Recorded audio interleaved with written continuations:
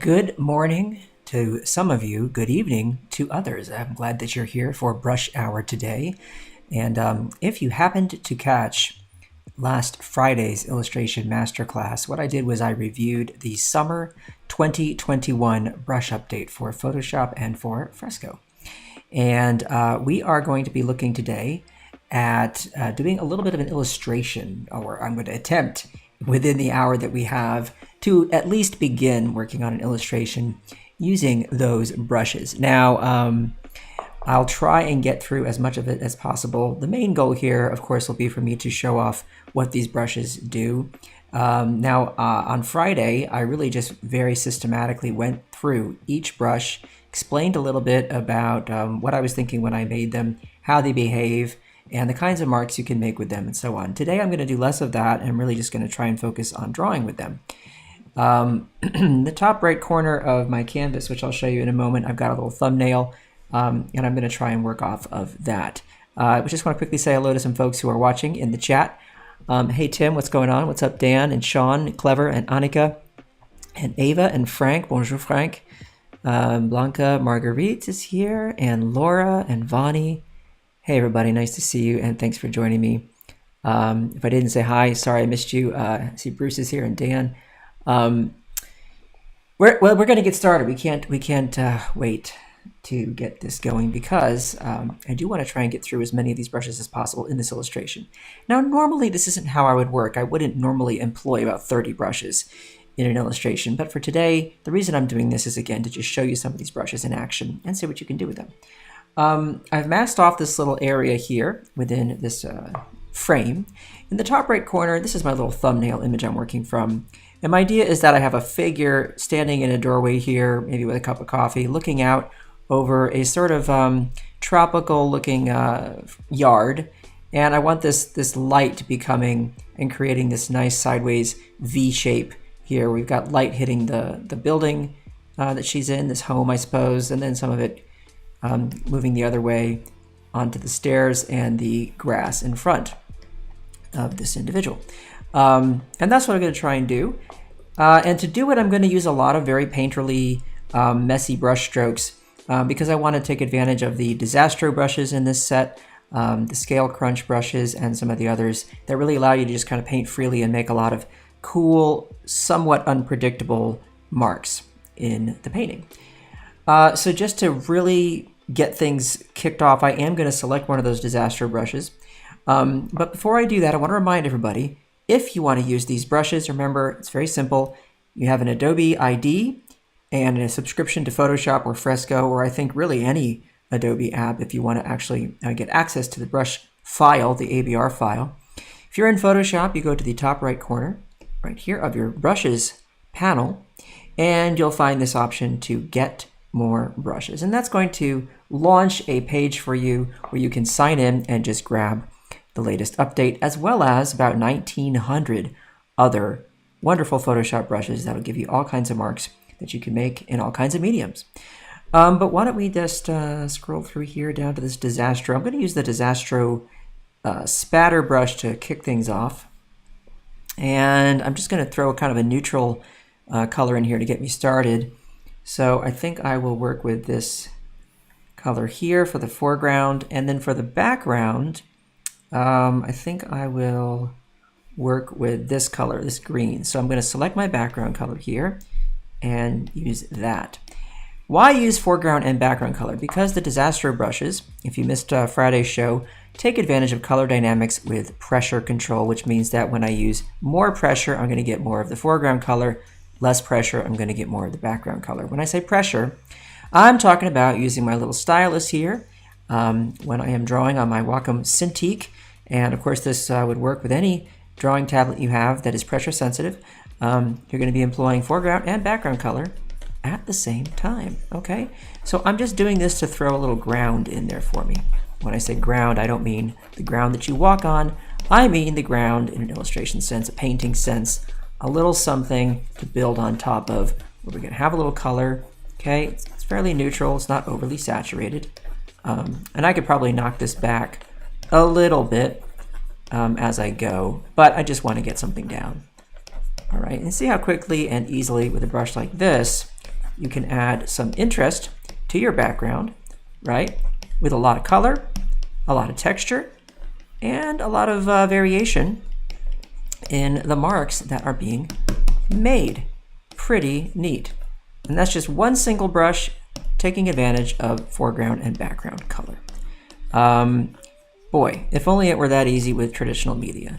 And you know, I love painting with real stuff, but I have to say the speed and the flexibility that I get in a digital environment is sometimes kind of hard to beat. Wouldn't you agree?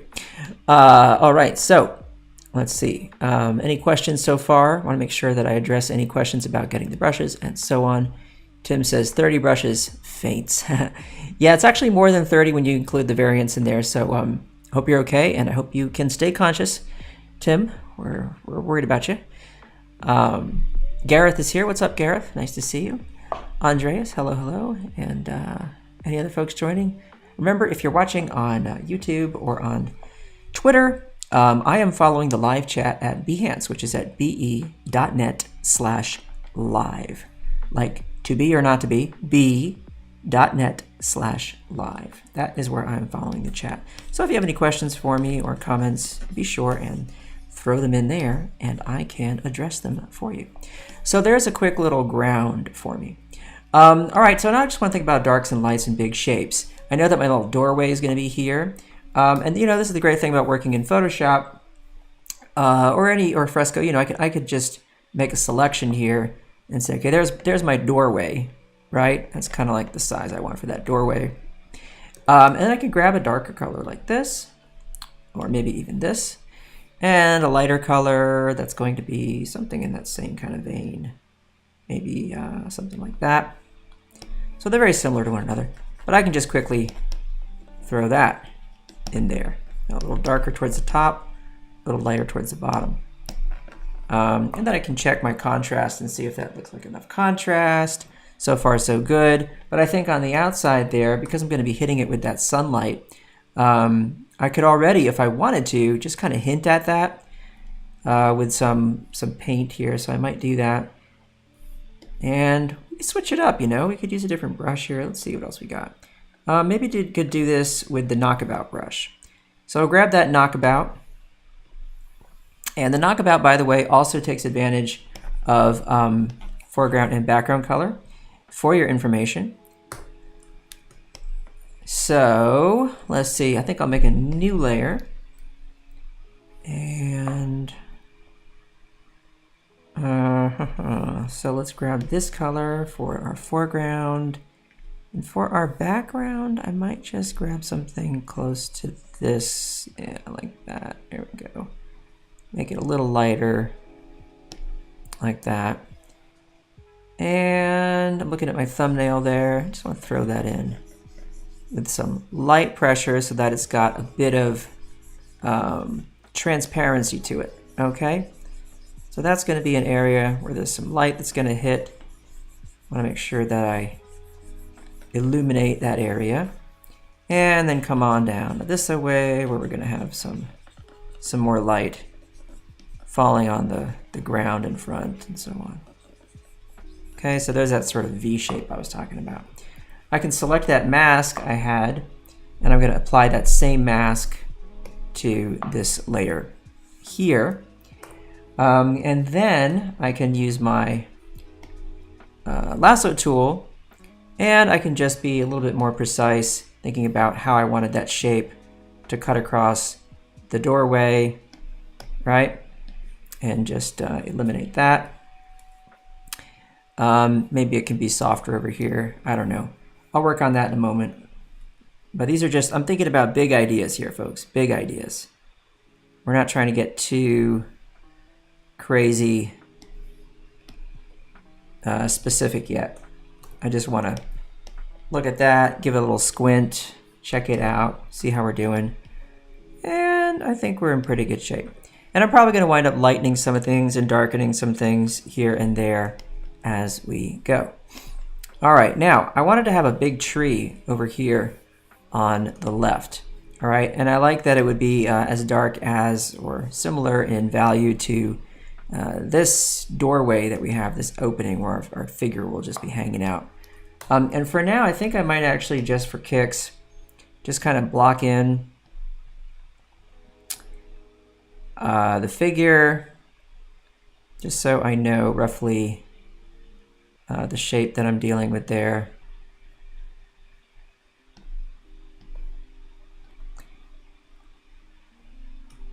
And we're going to put a little one leg there, one leg crossing over here, like so.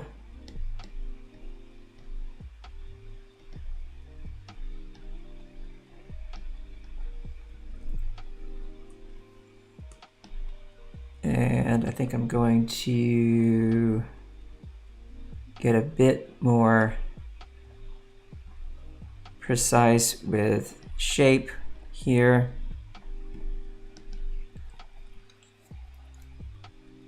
We'll probably have this come down straight like that,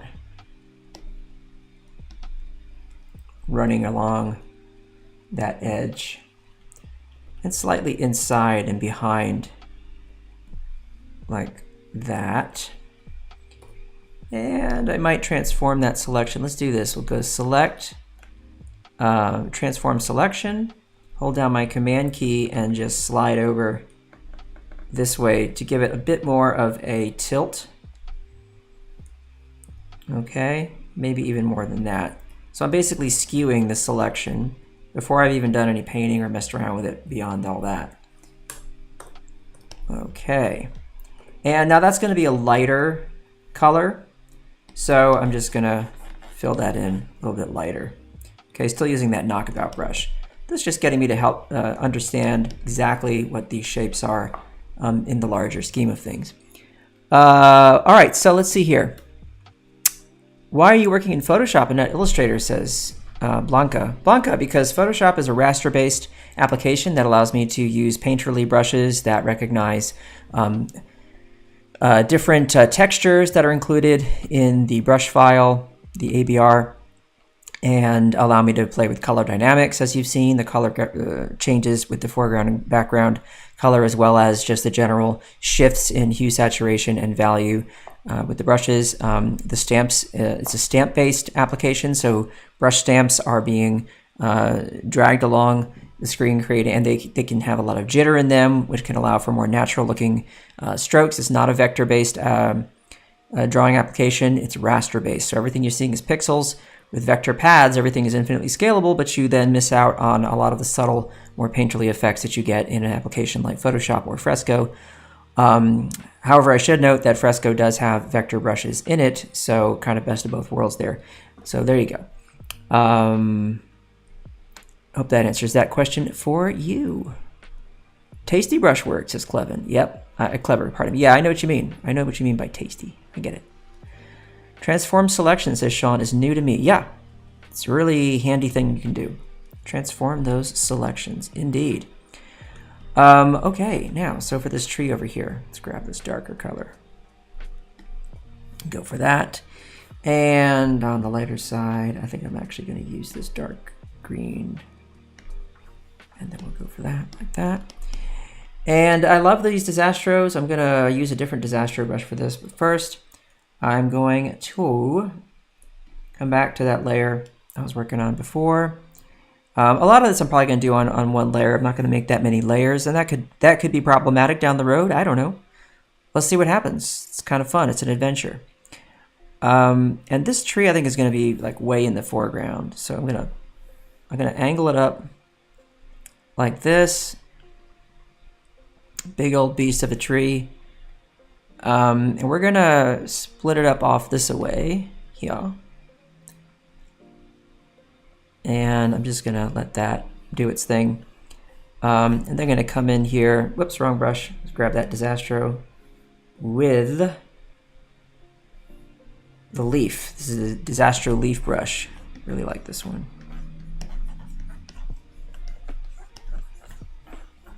Bit heavy on the green, so I'll probably take that foreground color, shift it warmer, like this, and a little darker, and then come in. That feels a little better to me.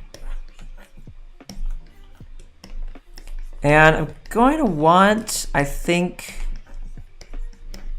to just brighten it up a little bit in the middle of the tree here, just a hair. Just to add some interest there. So I'm gonna lighten that up a hair on the foreground color, warm it up a bit, and then come in here and just brighten it up just a hair like that. Okay, switch my colors, go to that darker color down at the bottom. Make that even darker. Make sure that I hit that. And you see that it has a leafy pattern built into it. Hopefully y'all can see that. It's a pretty handy thing. What size canvas and resolution are you painting on? This is not particularly large. I mean, normally these brushes are actually designed to work on high-res stuff. They're quite large. If you look at this brush, it's 400 pixels, but the stamps I made them for are about 600 or 800 pixels, so you can paint really large with these. I'm working very small. Let's see, my image size currently is 2500 roughly by 1600, so very small, very small. So you'll find me probably having to resize the brushes from time to time, make them smaller, because I am working on a smaller scale than normal. Okie dokie. All right, so there's that shape there, and I like it. Want to get a bit more organic with it, so I'm going to now do so. So I'm just gonna change these shapes a little bit. There we go. Just for those silhouettes.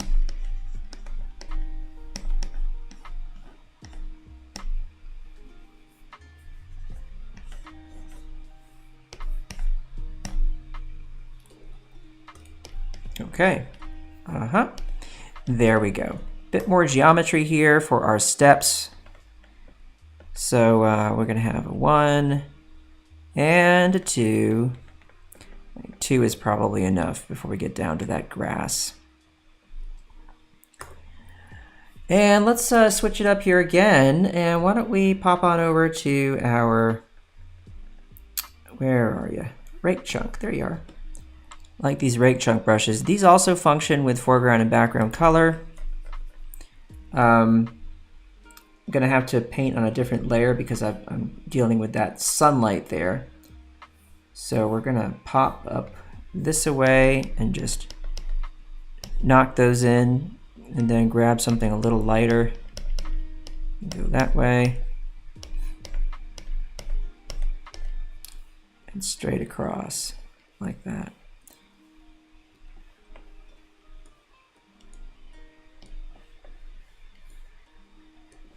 So what I'm trying to do here is kind of get a nice little break right there. And I'm going to make this even darker so there's more contrast. So if I use lighter pressure here, I can pull across like that. And I can also kind of just get a little bit of variation in there, but you still see generally that break right there. Does that make sense? Let me know, folks, if what I'm doing makes sense. A lot of what I do is trial and error until I get what I want. You know what I mean? So that's kind of what the secret is. Trial and error, get what you want. Let us select our good pal here, Scratch Rat brush. And as we're looking at this, grab that lighter color and just come across here to highlight the top of those steps like that, okay? so that we understand that distinction. Bam. Just like that. Can also do the same along the inside here of that doorway, you know? That's kind of a fun thing. See how that works for us later. Okay, any questions so far? What's up? Let's see here. When making your own brushes, is it best to make your stamp at a larger scale? I always do, just in case people want to size it up later, you know? Let's see here, when making, okay, yeah, that's nice. Will you post the link to the brush description video? Hey, Marguerite, it's easy peasy. Go to YouTube, search Kyle Webster, Masterclass, Summer, and you will find the Summer 2021 brushes. They're also archived here on Behance. And yeah, Bruce, I've done many streams about making custom brushes. You can find a good 4 or 5 of them from recent times on Behance and YouTube as well. Yeah, Annika, that's the whole idea. Just kind of breaking up those hard lines, you know, just kind of come in there and mess it up a little bit. Okie dokie. So now we've got a little step there and a step there, and that's nice. Let us come down here to the foreground. Actually, before I do that, I want to mess around with this building, this house, or whatever it is, right? So I'm going to come back to that original layer, and I'm going to grab this Scale Crunch brush here, Scale Crunch. And I'm going to finally hone in on a color that I think is going to feel, you know, kind of representative of that. It's going to be pretty neutral. So maybe something along the lines of this color right here. Oh, that's actually too light. So I'm going to go darker than that. Let's go darker here. And we'll see how that feels. Yeah, okay. So just adding a bit of texture here.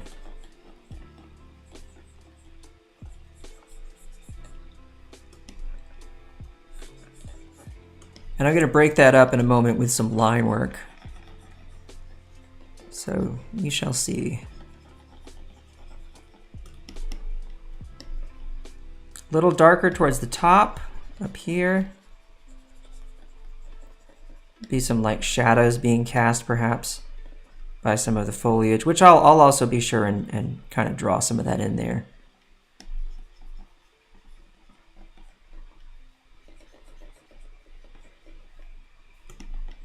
Oh, you know, it'd be nice. I could actually interrupt this area of the drawing with a roof.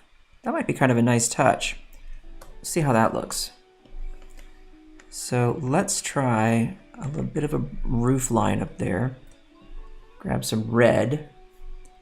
And we're going to go a little less saturated.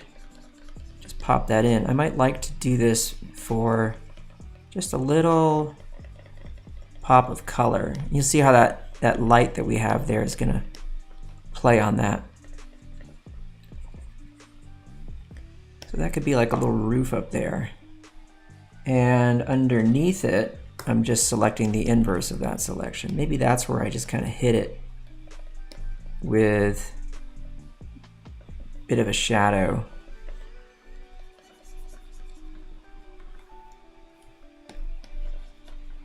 And I can throw some green in that shadow too, just to make it interesting. So this Scale Crunch brush has a lot of texture in it, as you can probably see. It's a bit of a monster when it comes to texture. And that's just how it's designed. It's meant to just be a really textural brush. Now, if you bear down with it, you'll get a nice solid chunk of color like that.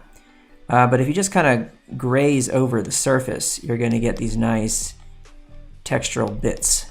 Okie dokie, see that?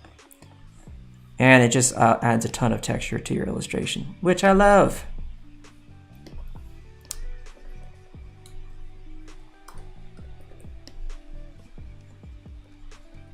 Some dappling some light in there. Dapple, dapple, dapple.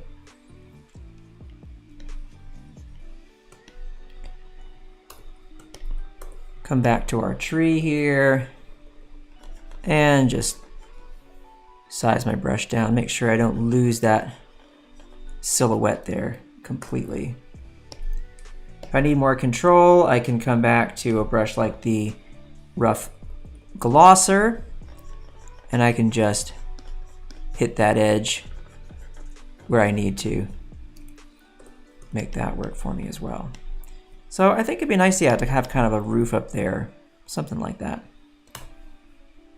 And maybe our shadow that's being cast by the roof is gonna have a sort of an angle to it. I don't know, that might be kind of nice as well. In which case I could just hit that a little lighter and define that. So it's just cutting across like so. I'm just improvising here, gang. All right, so what else? I hope everyone had a great weekend, says Christine. Yeah, good, hope so. Hope so, hope so. You love the texture and looseness of the brushes, says Annika. Yeah, me too. Is that sketch from an actual ref or study? Just on the fly? Bruce, it's just on the fly, just an idea I had for a figure standing in a doorway in a kind of a tropically environment, you know? Okay, now let us pop over to the cracked nibby. And we're gonna take this brush, and we're gonna do a couple things here. We're gonna go a little lighter here. Actually, I think about probably something along those lines. It might be a little too light. Let's just see how it plays out. Maybe this guy right here. And we're going to just try and draw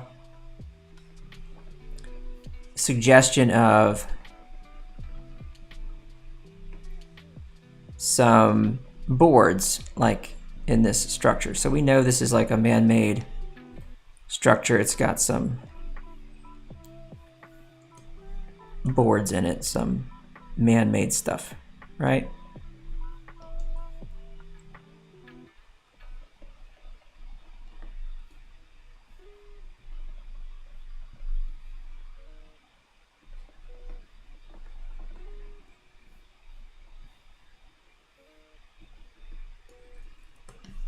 Try and just show that this is different from the rest of what we're seeing here, in that it has a bit of order to it, some order.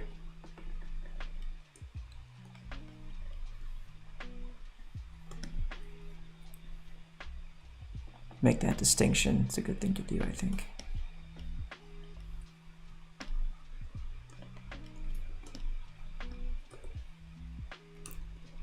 Every time you see that little ring pop up, okay, that's just me sampling color from the document. I'm holding down the Option key. Important to mention that. For folks who are new to key commands, that's how you do it, okay?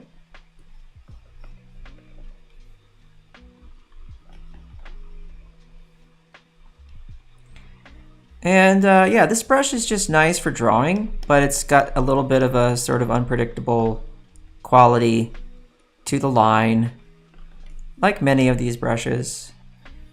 And that's just a great thing, you know, keep things fresh.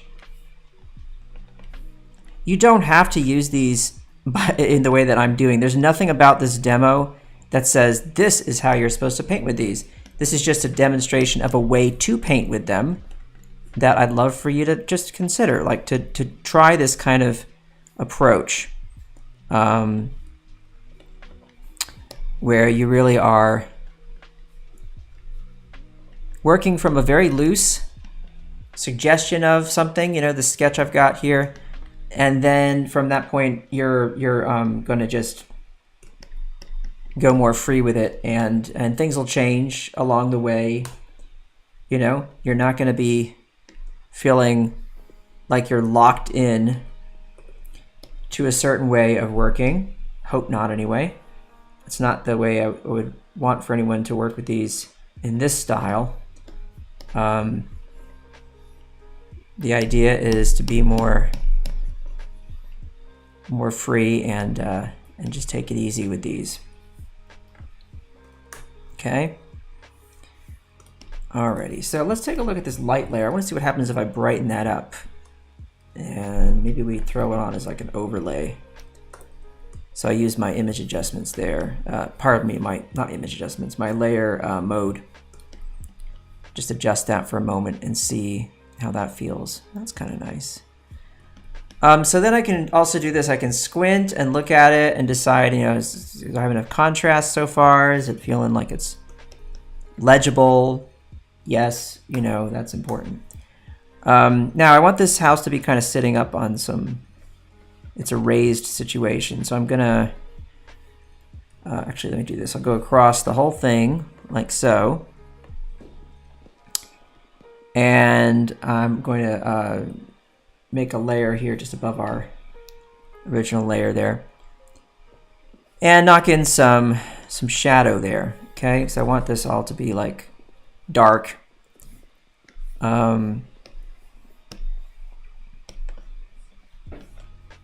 Dark, but not too dark.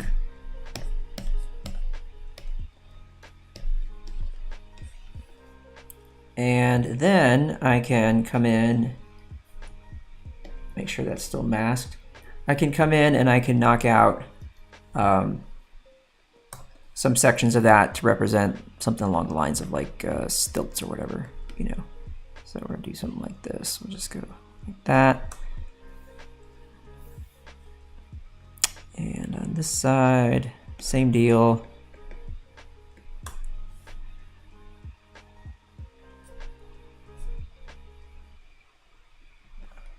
Okay. So we have the house kind of raised like that. And you may be wondering what I'm going to do with the foreground here, the grass. So we'll just use the grass brushes. That's something I showed on Friday. Okay, so we'll take a look at those. 1 second.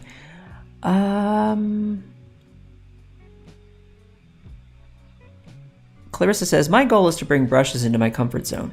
Clarissa, there are so many brushes and there's so many ways of working. There's just no one way. And like what I'm doing today is something, honestly, that's new for me. It's just a new thing that I'm trying. Because I think one of the things that's great about digital art is that you don't have to be afraid to experiment. The consequences are never dire. It's not like if you try something and it doesn't work, you're suddenly in big trouble. No, nobody cares. You are perfectly safe to experiment, and there's just no harm. No harm done. It's really great how free and freeing it can be. And so, I would encourage people to not be tight with this stuff. Like, don't tighten up and don't get nervous. Just start making marks. See what happens. And I think you will find that the happy accidents that brushes like this, these more sort of loosey-goosey kind of brushes, the marks they'll allow you to make will really free you up to just have some fun. And the cool thing too is you can use brushes like this to get something started, just make it kind of messy, and then you can make something kind of messy, and then you can on top of that build something more precise and more sort of controlled, if you like. Okay, which is kind of what I'm doing. I mean, I think that's sort of what's playing out here for everybody. Robert, you're so welcome. Thank you.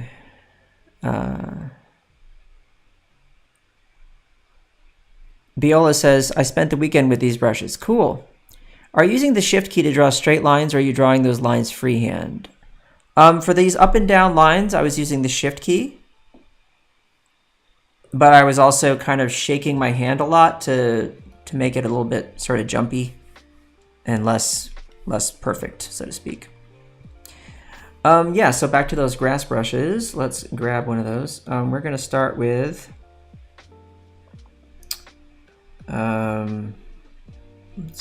Blades Soft. And I'm going to come back to our original layer, and I'm going to make a new layer and mask that so it's got the same mask. And I just want to try painting here in the foreground with that brush. So I can kind of cover up some of this area here. Making sure I don't go over that tree, because that tree is kind of, you know, that's kind of where things stop there. It overlaps what's going on.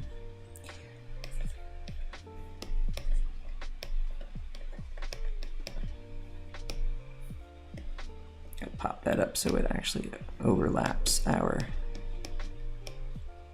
stuff there. Grab some other colors in there. I know this is gonna look weird at first, but I'm going to come back over it. This is just to add a lot of layering to it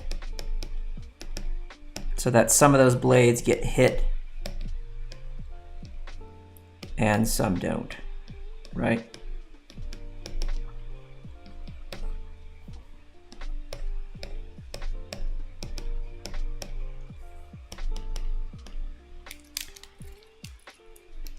And let us then come over to our, oh, while I've got this brush actually, let's come over to that light layer. And just over the top of that, I want to make sure we get some grass there. It's getting hit with that light.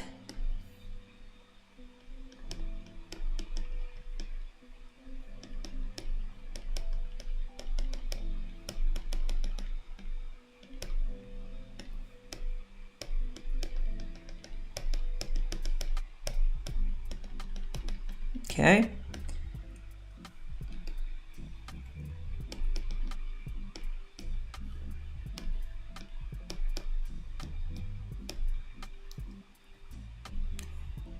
And pardon me for being a little quiet here for a moment, but sometimes it's hard to think and talk and paint at the same time, and trying to just like make these shapes sort of work here for me.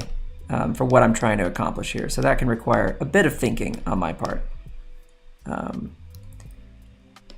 Hey, quick comment about this. You can always, by the way, adjust these brushes. And so like in this instance, for example, if I wanted to have color dynamics that responded to pen pressure, and I wanted to have foreground and background color in the mix, I could do that. I could simply come over to my brush settings. And this is brush hour, I gotta talk about this stuff. And under color dynamics, I can turn control to pen pressure. And what that's gonna allow me to do is with the foreground color now, if I press harder, okay, I'm gonna get more of the foreground color, but lighter, I'm gonna get more of the background color. Okay, and that gives me like this cool idea for messing with this, the blades here in the foreground, etc. You know what I'm saying? So that's something I can mess with. And that could be handy for you, depending on what it is you're trying to do. But just remember that you always have that option. You know, that's a big deal. Es importante.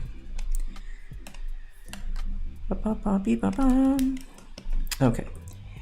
Let's come back now down to our... where are you? Peggy, there you are. All right, so we are now getting into this place where I want to add some more odds and ends with the foliage here in the foreground. And lots of choices here. It's sometimes hard for me to make decisions. One thing I had in my sketch that I wanted to try was this. I wanted to have sort of a vase right here with some kind of plant in it, popping out of the grass. So let's jump back behind our light layer and draw myself a little vase. Vase is the wrong word. Basically a big potter. Okay, so I'm gonna have this shape right here. Okay, and I wanna take some of that roof color there and just employ that. I can use the disaster leaf brush. And for the background, I can grab something nice and deep and dark like that. I could just throw that in there.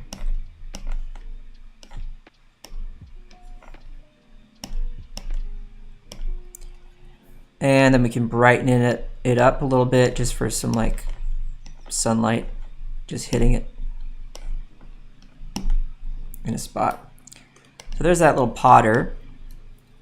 I'm gonna have it cast a shadow here.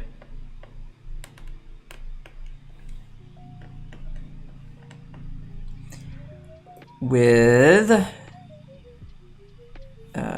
this color here.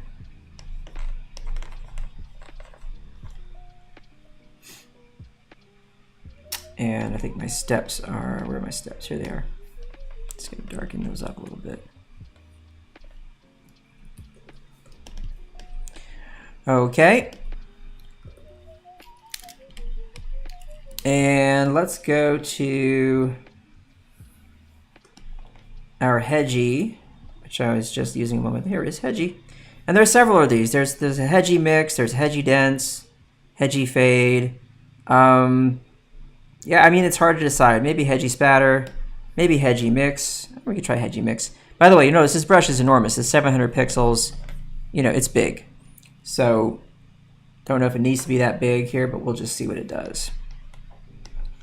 So there we throw in a nice little plant growing out there, okay? And what you do is you get that started with a darker color, right? And then you grab a lighter color. Let's see here. Maybe something like this, but just a little bit more on the green side. And just pop in on top of it a few bits and pieces. See what that does? So what you're doing there is you're giving it depth. That's a simple trick, okay?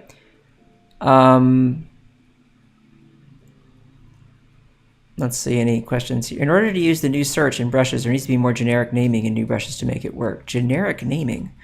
I'm sorry, Michael, I don't do generic naming. I know it can be irritating for some folks. Other folks like it because they remember the names of the brushes because they're so weird. You know, with a brush like Disastro, I'm not sure what a generic name for that would be, to be honest. A lot of my brushes do weird things that you can't really compare to natural media, and it's for that reason that they have weird names. But the idea is for those names to be catchy so that people remember them. And hopefully that's what happens. But no guarantees, I understand that. And it's not for everybody. So yeah, sorry about that. However, good news for you, you can rename the brushes. So what you do is you just pop up in the brush. Any brush you have, just tap on the little double tap on the name right there, and you can name it something else. And so then you can save it to your favorites or save a new folder, and you can have those brushes that you need more often, that you're always going to, your go-to brushes, and you can have them named something that's better for you. Hope that helps.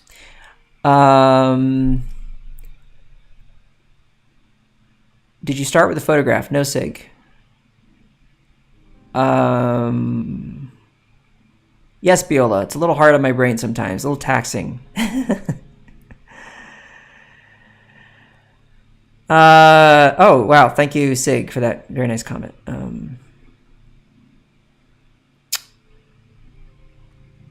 What else? Any other questions? Want to make sure there are no questions here. Okay, looks like we're all good. Oh, you didn't know you could rename the brushes? Yes, Christine, you can, and that's a great thing. And you can reorder them and reorganize them, and they can do what you need them to do. So that's good. All right, so we've got our figure, we've got our potted plant of some sort here.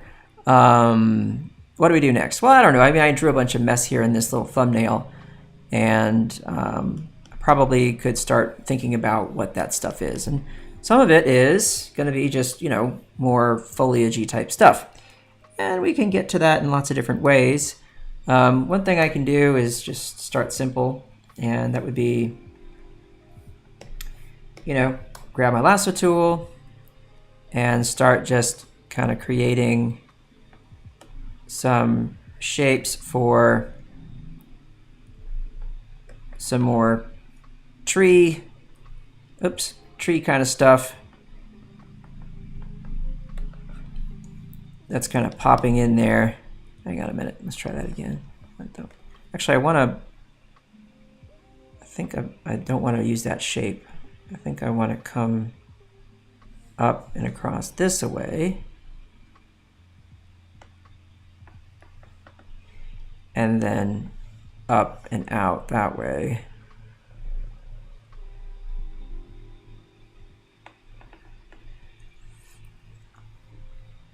And then maybe out again. Kind of point us in the direction, that's way too fat. Point us in the direction of our subject, more or less. Kind of lead the eye in that direction. If I can. And this I could either, I could do something simple like just fill it and just see if I like that shape. Pop that up there. And mask it. And let's see what happens if we throw some leaves on there. So I'm going to use this Plantina brush and just see how that goes.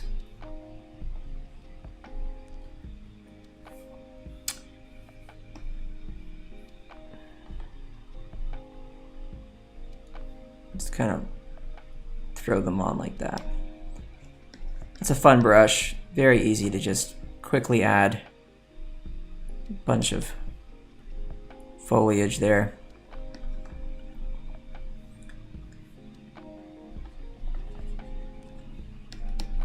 And once I do that, I can come over here to the linoleum or the cracked nibby again, grab that same color, and I can just start like drawing in just random little branches here and there to support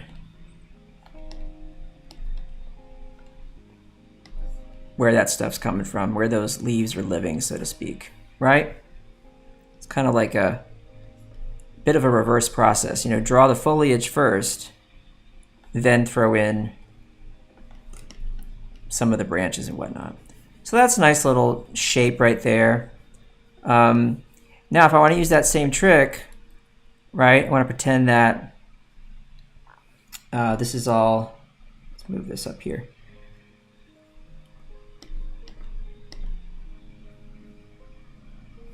A little higher, boink, there we go. I want it to come in front of the doorway. If we wanted to hit some of that light to hit it, right, then what I do is I would grab again that Plantina brush and just hit a couple of these, right? We don't want to go over the head of that person, but that just suggests that some of these are getting some of that light that's coming over from that side, right? I also have this other Plantina brush, and I can, do this kind of thing, like just build up some other foliagey bits, have those sort of creep in this way. There's a variant of it here.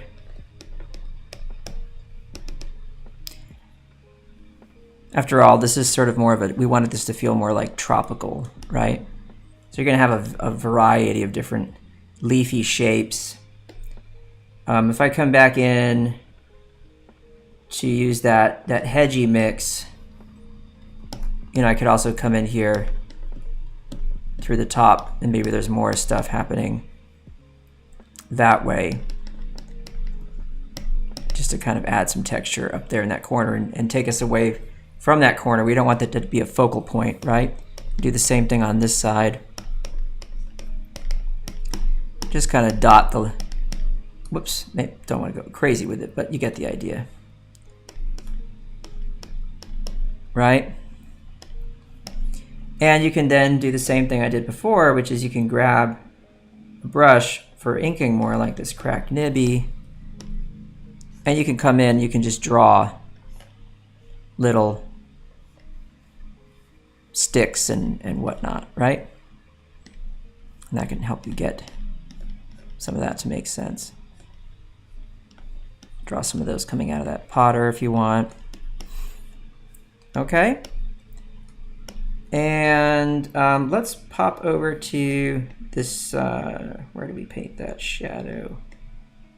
See, this is why with a stream at this length, as short as it is, I don't name my layers. So I'm not quite sure. Oh, there we go. Okay, we're getting there. I'm looking for the hard edge there. Okay, let's do that. And I just want to soften that a bit. There we go. Just softening that.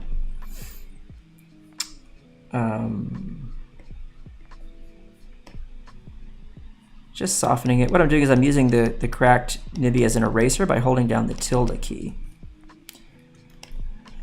All right, so, you know, I'm not going to have that much more time with this, but you can see where this is going. And hopefully this is giving you some ideas. Let's go back to this. Let's use this scale crunch variant here for a moment. I like this brush. And on this tree here, I'm just going to throw a little texture in there. There in the middle. And probably going to echo some of that just throughout here. Just to add a bit more texture and interest there, maybe even on the grass. Just to kind of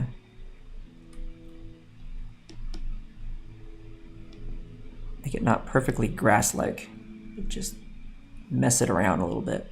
The one thing that I didn't do is have the grass overlap the stairs, and it definitely should.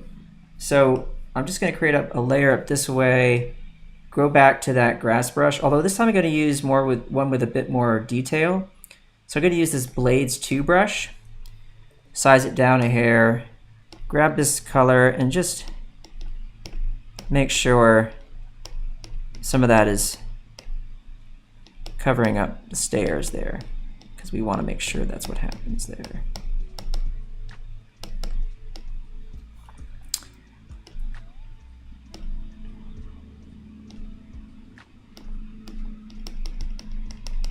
You still know there's a step, but you know, I want to make sure that it doesn't get lost. Or rather, I do want it to get lost in the grass, pardon me. Okay, so, you know, I haven't yet added any detail to the frame of the door. You know, like what does that look like? You know, you would need to have an inside edge to the door here just to make that read a little clearer. For that, I would probably just grab a slightly lighter color. Any old brush will do. I could use that scale crunch. I could use this rake chunk variant. You know, make that work. All these little considerations. I would need to take my figure and I'm sure where did I put that figure? Where are they? I don't even know where they are. Let's see here. But I would need to take the figure and give them some light on them. So trying to like go through here. When I use masks, it's weird. I can't command click on a layer to find it, which I thought you could do at any point. So what I'll do is I'll use my auto select on my tool there. There we go. There's my figure. I'm gonna lock transparency on that, and then just grab this yellow color and just hit that edge there.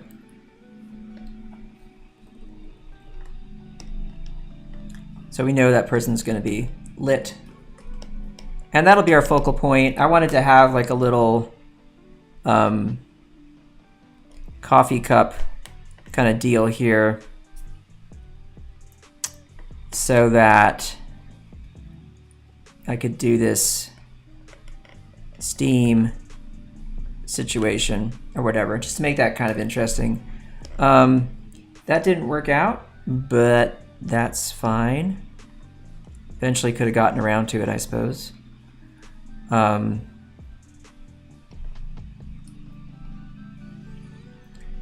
Alas, time is short, folks.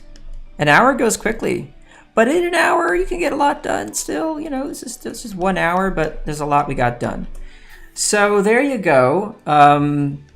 You know, hope you found that entertaining, interesting, and I sure had fun, and we got to play with these brushes and just see what's possible. And that's what's possible in an hour of playing around, fooling around, using some selections and whatnot. You know, there you go, gang. So thanks for watching. Thanks for hanging out. Remember, you can always watch these back on YouTube, on Behance, etc. And I will be doing another one of these in 2 weeks, so stay tuned for that. In the meantime, take care of yourselves. Take care of each other. Please remember to be kind, and I'm going to say ciao for now.